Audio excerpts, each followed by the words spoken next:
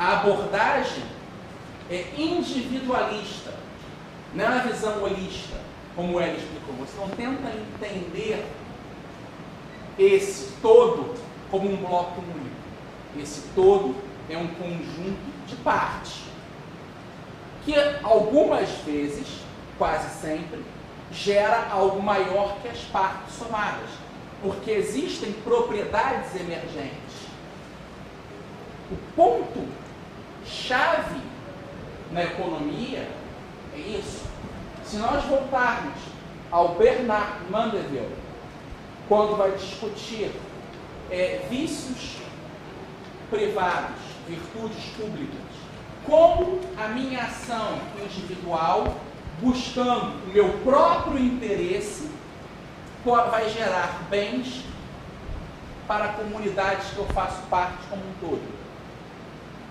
Porque se eu quero, por exemplo, aumentar minha biblioteca, ou aumentar a minha adega, o dinheiro que eu vou despender nessas coisas, nessa ampliação, eu vou estar comprando coisas. E a pessoa que tem esse dinheiro vai comprar outras. E você vai fazer o quê? Movimentar a economia com dinheiro real. É o exemplo Bastial, que se vê e o que não se vê. Quebrar vidraça para comprar vidro não aumenta a riqueza. O argumento, mas os produtores de vidro vão trabalhar mais. Sim, isso é o que se vê. O que não se vê é que o dinheiro que eu vou ter que repor a janela, eu poderia gastar em sapato, velas, roupas, vinho, livros.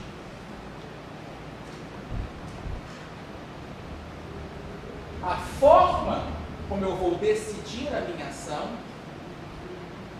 é individual, subjetiva, mas ela conta na decisão. E muitas vezes a economia tradicional do mainstream não leva em consideração esse fator. John Stuart Mill começa a entender o Estado como um agente econômico. Isso é um grande problema. Há uma sequência na economia desse intervencionismo, e eu até posso voltar isso depois um pouco, que, de certa forma, a aula que o Hélio deu, ele mostrou uma visão geral do que acontece até se chegar à escola austríaca. Mas por que existem correntes econômicas? Isso é um tema que eu vou discutir, está no programa aqui. E essa questão das escolas econômicas, ela se dá, até na terceira aula, muitas vezes não pelo mero influxo de ideias econômicas. Não é o debate econômico só que gera essas mudanças de correntes econômicas. Muitas vezes é o debate de sociólogos, juristas, filósofos, que acabam trazendo elementos novos para a discussão econômica. Mas isso é o tema da nossa terceira aula. E eu vou trabalhar um pouco como, nessa dinâmica, Ricardo vai separando macro e micro, começa a trazer alguns problemas que vão gerar um Marx depois. E como o Stuart Mill tenta uma alternativa, mas vamos voltar a isso. Depois desse longo, digamos assim, prolegômeno à ação humana, porque eu acho que muitas vezes é importante, o nosso é um assunto novo, e o conhecimento ainda é fragmentário. Eu acho que o trabalho do Viratan Iori mesmo é importante porque, em alguns aspectos, eu até falei isso com ele, eu gosto muito do primeiro livro dele, de Escola Austríaca, o pioneiro no Brasil do tema. É um livro brilhante, mas eu acho que nesse novo livro ele conseguiu fazer uma introdução à escola austríaca.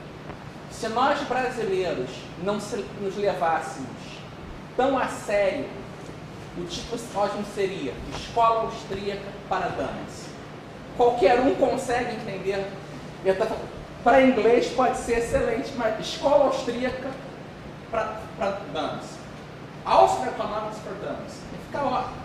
E muita gente ia comprar rindo e ia comprar mais ainda. Por quê? Todos nós temos um grau de ignorância imensa. Eu sou um total dano em pilotar um navio. Eu não sei como funciona aquilo. Então, essa incerteza, a questão da incerteza genuína, que eu vou voltar mais nativamente, é outro ponto fundamental no processo de escolhas econômicas. Diante desses três pressupostos, ontológico, epistemológico e axiológico, visão axiológica, nós temos o ponto central da questão da ação, que é a visão praxeológica ou praxeológica.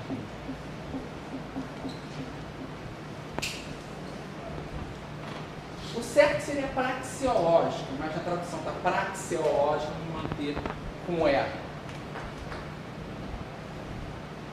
Que vai determinar como se dá a ação humana. Como, dentro de uma realidade, a partir de certos conhecimentos, com base em valores, nós vamos escolher a nossa ação. No Ação Humana, o Mises começa a primeira parte, ao tratar o agente, também dizendo o seguinte: ação humana é comportamento propositado. Também podemos dizer, desculpa, a idade. Também podemos dizer, ação é a vontade posta em funcionamento, transformada em força motriz. É procurar alcançar fins e objetivos. É a significativa resposta do ego aos estímulos e às condições de seu meio ambiente.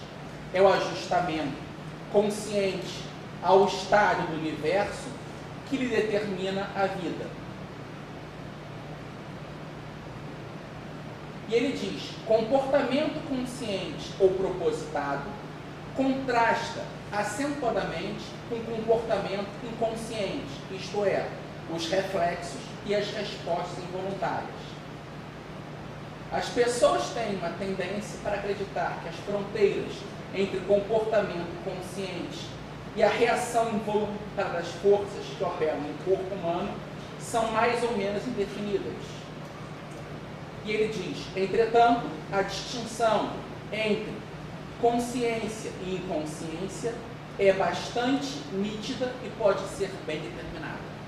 Então, na verdade, o que ele quer dizer nesse ponto, e é interessante, a visão psicológica, infelizmente, o Dr. Oli faleceu em 2003, ele está muito preocupado com esse âmbito da ação humana e a questão psicológica.